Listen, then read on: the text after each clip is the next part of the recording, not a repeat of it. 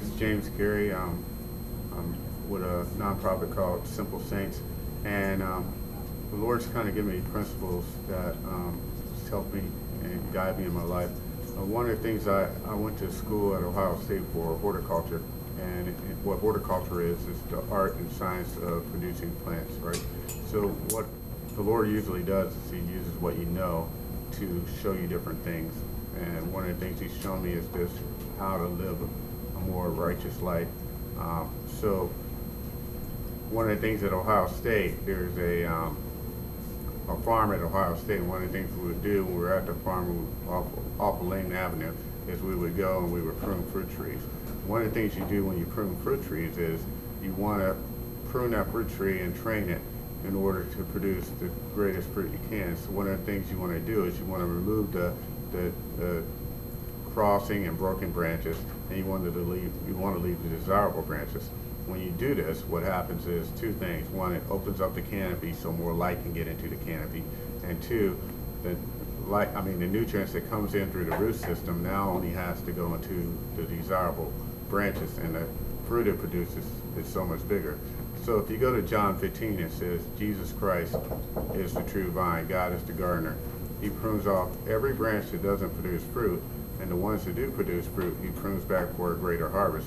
So if you picture a grapevine with 3 branches on it, and the first branch is labeled, love God with all your heart, all your soul, and all your mind, and all your strength. And the second branch is labeled, love your neighbor as you love yourself. The Lord said if we do those 2 things, if we love God and we love our neighbor, we fulfill all the commandments. Because if you love God and you love your neighbor, there's no way to steal, cheat, hurt, or anything like that. But one of the things the Lord knew, we would be like, oh, I love my neighbor, that person's pretty cool, but that person over there, I can't stand them, right? So the third branch to the vine, which makes up the cross, is even love your enemies and pray for those that persecute you.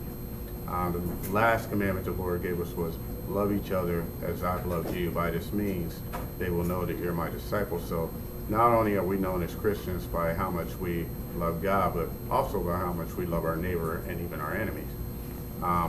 So I want you to now picture smaller branches connected to these main sturdy branches. And if you go to Galatians 5:22, it says, when the Holy Spirit comes upon you, it'll produce this kind of fruit.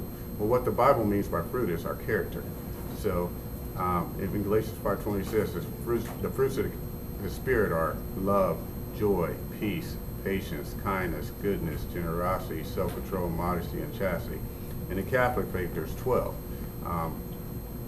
So I want you to picture these smaller branches. So if you have love God with all your heart, all your soul, all your mind, all your strength, you have a branch labeled love and joy and modesty and faithfulness and chastity, right? And then over here with love your neighbor as you love yourself, you have a branch labeled goodness and kindness. And then over here with love your enemies and pray for those who persecute you, have patience, peace, and self-control. Now that's the character that produces good fruit when we have that character, right? A character that doesn't produce good fruit would be like, and these would be the broken branches and the crossing branches. It would be like hate, anger, lust, greed, envy, pride, jealousy. Well, what the Lord's showing me is we're all going through a pruning process. We're all becoming divine, a purification process. So what the Lord's doing with all of us is He's removing those branches that do not produce good fruit. He's removing the hate, the anger, the lust, the greed, the envy, the pride. And what you're left with is the vine. And who is the vine? Jesus Christ is the vine. So we're all becoming divine.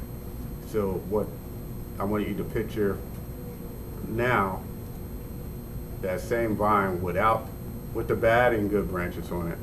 And what that tree is the tree of knowledge, the tree of good and evil.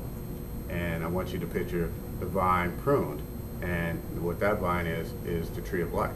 So Jesus Christ is the tree of life. So later in John 15 it says this, it says, when you abide me and I abide you, meaning the more and more we walk in love, the more and more we love God with all our heart, all our soul, and our mind, and love our neighbor as ourselves, and love our enemies, and walk in love, it says we can ask anything of the Father, and the Father will provide it for us. The Lord's given me another way to explain this. So I want you to picture a glass of water, a full glass of water. Now, a full glass of water represents us before the fall, before Adam and Eve sinned, right? And the water represents, the glass represents the vessel, just like the glass is a vessel, me and you are a vessel. We hold the Holy Spirit inside of us, right? And this glass holds the water, which is the Spirit, right?